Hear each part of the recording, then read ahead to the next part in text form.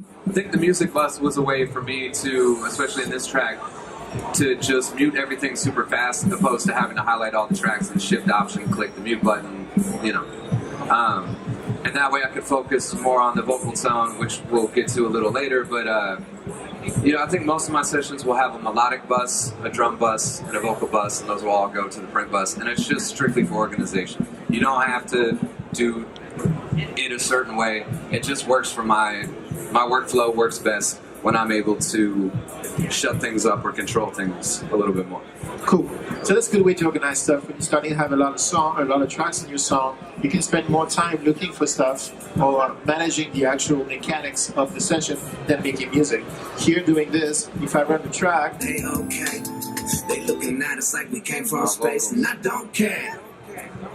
You can mute the music with just one click, which is a very smart way of working. Cool. So that's cool. I'd like to ask you some questions about this hook. So I see here you have a bunch of plugins. Let me bypass them. So tell me a little bit about your process with this Rhodes. Okay, so a while ago I had one of those vintage vibe cheap block amps installed into my Rhodes because I just don't think I was getting what I wanted out of like the Rhodes VSTs. Everybody and their mom makes a Rhodes VST. Yeah. It comes with almost every DAW that you get is a Rhodes VST, and I just wasn't really pumped on any of them because they're not very good. They're not very good, and I was amping, you know, I was micing up my amp, and I was getting a very specific sound out of that. And so I had that cheap block installed, so now it just runs DI into the Apollo. It always lives on that channel. And before the Galaxy Tape Echo came out, I was always running my Rhodes through the Roland Space Echo pedal. Yep. It was just kind of the way that I like to hear my Rhodes, and throughout my records just kind of became the sound of the Rhodes on my records. And then I realized once the Galaxy came out that it sounds great, sure does. Not better. So and, what Benjamin does is say this is, you see the input console behind me right now, so let's say Benjamin will plug his Rhodes, by the way, Rhodes is, a lot of them are mono, into twin input 1, okay?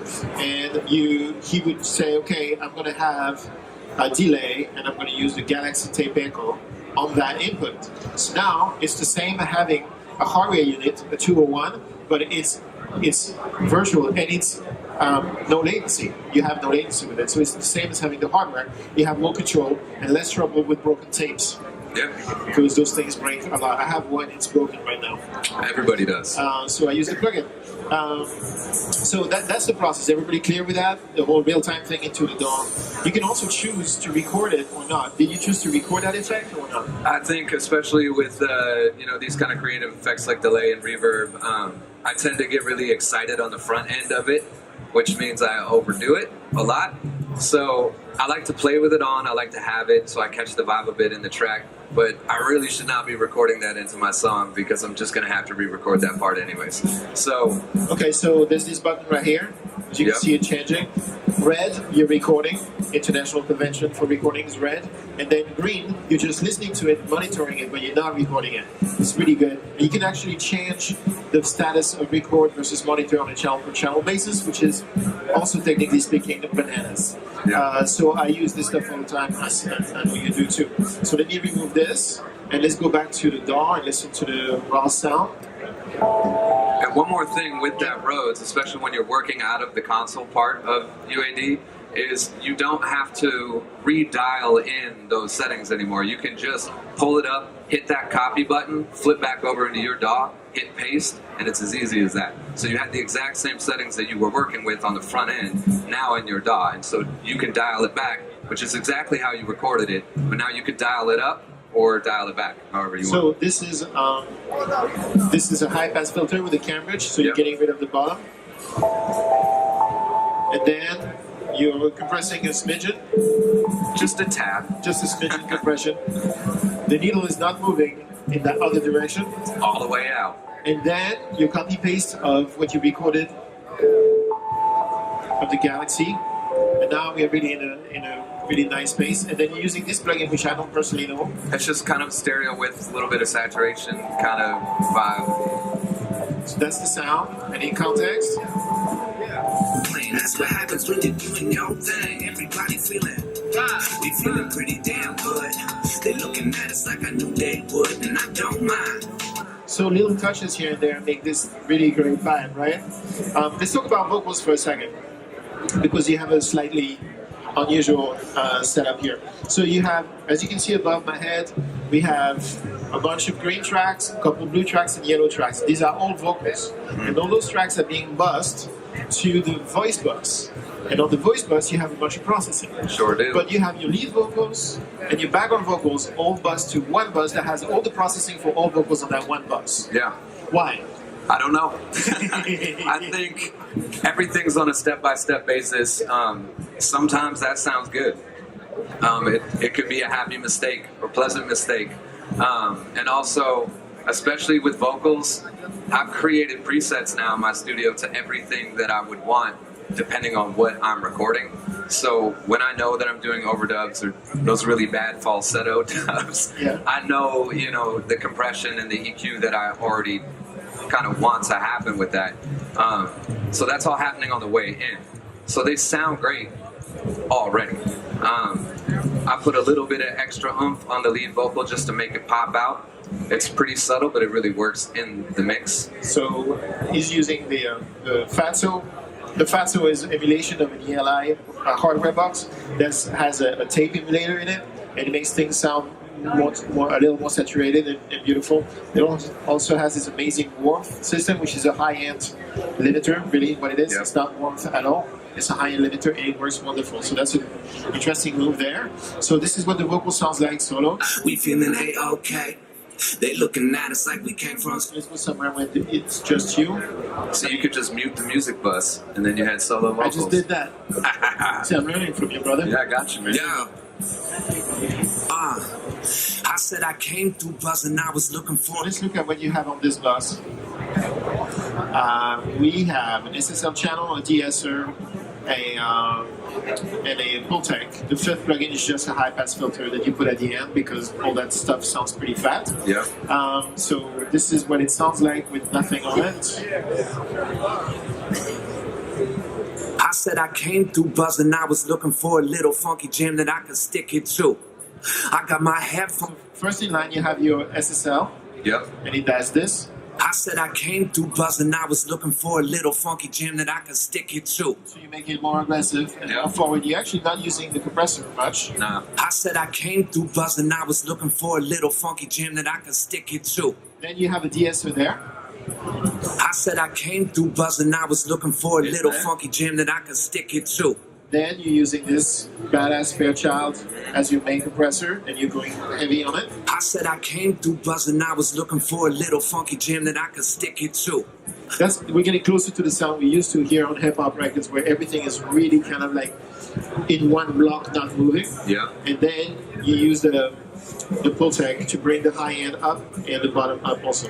I said I came through buzzing, I was That looking adds a for a little little butter to the funky jam that I vocals. could stick it to. And then I got my headphones bumping. If you isolate my vocals, you could probably hear it bleeding through. Where every in the context of the record, it sounds like this. I said I came through buzzing, I was looking for a little funky jam that I could stick it to. I got my headphones bumping. If you isolate my vocals, you could probably hear it bleeding through. That's awesome. Then, that's something else I want to discuss because it's interesting and unusual. Here on this They looking, on this little interventions in the back here, these guys. they looking at us like I knew they would, and I don't mind. Okay, so here this is all going through the same bus with all the same processing, but you're also sending them to a distortion box. I am. This Yeah. one, which is meant for guitars. So what was the idea behind that? They gave me too many plugins, and I was like searching through all my plugins trying to find one that will provide me that kind of distorted vocal tone, which is pretty popular now. But I don't know, I couldn't find it, and I think out of rage, I was like, you know what will have it? A goddamn guitar amp. And it sounds great. I mean, it's not the first time I've done it, but, a lot of the UAD guitar amps are really big, they're really present, and it was really easy to sculpt in that saturation, that warmth that I wanted out of that. So it was actually a pleasant Let me show you. So this is just the raw sound. They looking at us like I knew they would, and I don't mind. This is with a lot of the distortion. They looking at us like I knew they would, and I don't mind. And then this is with the amount of distortion that was decided was tasteful at the time. They looking at us like I knew they would, and I just don't mind. And this is what it sounds like in the track. They looking at us like I knew they would, and I don't mind. Man, let them foam with the mouth. It We gets it about up to just turn it. enough to poke out. It's nice. It helps you break through the track without making it louder. It's a very smart way of doing things. So these are a few of the techniques that Grieves is using to make the track sound the way it does. We could be doing this for hours and hours and hours, but we can't because we're at NAMM and our feet hurt. Right? So what we're going to do now is we're going to go back to the other piece of software and watch the final video without listening to the final mix with the processing, the mastering and everything. Try and pick out all those stuff we showed you, the placement of the bass drum, the placement of the vocal, those delay throws, the little distortion and stuff, and then come back at, then go nowhere because there's a fantastic demo at 3:30. So that's it. Here we go. There's a warm breeze blowing from the North Beach, baby. Why you sitting around wasting time? It's a cold world, crazy how you'd rather stay stupid, getting old, instead of getting game time. I'm on the roll and I ain't slow for trolls, so you can go on alone if you think I'm lying. Cause ain't nobody here got the time. Cause everybody's feeling, we feeling A-okay. They looking at us like we came from space, and I don't care. They can go and complain. That's what happens when you're doing your thing. Everybody feeling, we feeling pretty damn good. They looking at us like I knew they would, and I don't mind. Man, let them foam with the mouth. We about to turn this motherfucker out. Let me tell them something. I kept it smooth on it. You can slide a booty in the general direction of the nearest me. I got the groove going. Now would be the perfect time for you to go and show them how to drink and eat. Ooh, bottoms up to the ceiling. I ain't wasting my time with your constant negative feelings. Step back, yeah, you can study the math. Talk shit and watch the rest of us laugh and go and cry about it. There's a dive bar sitting on the south side playing James Brown like it never changed. Got the dance floor swinging like a power line blowing in the wind when it's pouring now. And the lights keep flashing and the ice keeps splashing in the glass like it knows your name. Man, you should get up and go insane. Cause everybody's feeling, we feeling A-okay. They looking at us like we came from space, and I don't care. They can go and complain. That's what happens when you're doing your thing. Everybody feeling, we feeling pretty damn good. They looking at us like I knew they would, and I don't mind. Man, let them foam with the mouth. We about to turn this motherfucker out. Let me tell them something. We were feeling alright. Grieves, thank you so much. Thank you, man. Beautiful.